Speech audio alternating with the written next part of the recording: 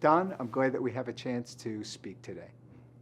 There's been some continuing trends that we've been speaking about quite a bit lately when we look at the industrial products sector.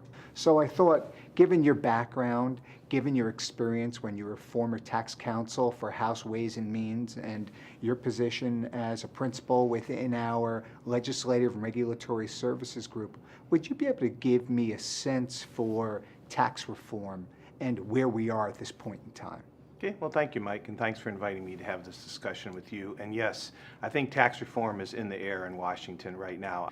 So we know on the business side that corporate rate is so much higher, our domestic corporate rate, than the OECD average rate. And also our international rules are way obsolete. These things were written in 1986.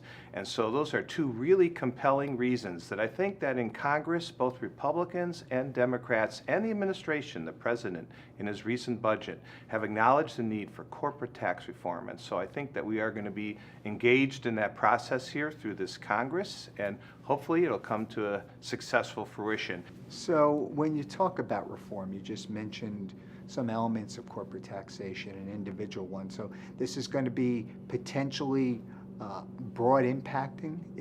What's the view as to how far this type of tax reform could go? I think it's going to be comprehensive, Mike. Everything I'm hearing from talking to members of Congress and their staffs, both on the Senate, on the House side, Republican and Democrat, I think there's a strong inclination to do this very comprehensively, not piecemeal, not do what we would call a mezzanine level reform, which is just picking off a few areas. So we are really talking about reevaluation of the current code and the current mechanisms. We're not talking about something that would potentially be involving new areas of tax, such as some type of indirect tax at a federal level. We would call that inside the Beltway fundamental reform, so moving to a consumption-based system. We're talking here comprehensive reform within the income tax. So looking at the rates, looking at our international rules, looking at particular base broadeners that could be used to reduce those rates and to foster international reforms. I think that's it's a broad playing field, but it's not fundamental in the sense that I don't think the country's ready for a value-added or consumption-based tax at this time. So as we think about it, we talk a lot about our industrial clients, Don. So these are companies that typically have some significant assets that are focused on plant equipment. So very capital-intensive businesses, whether we're talking chemical companies, industrial manufacturers, engineering, construction companies, metals companies. Do we have a sense for some of the elements or proposals that could potentially impact them? Well, in our current law today, Michael, there are many incentives for capital-intensive industries. There's accelerated depreciation, Section 199 deduction. Currently, we have bonus depreciation to help the nation out of the recession. And so there are a number of issues that the Congress is going to look at carefully when they look to how to reduce the rate in a revenue-neutral manner. And I think that will be the baseline. On the corporate side, I think given the debt overhang that the nation has, I think that a corporate reform will be revenue neutral. And so the question is, and the challenge for the Congress, is how to get that corporate rate down without removing the important incentives that are in the law to spur investment and job development in the manufacturing sector.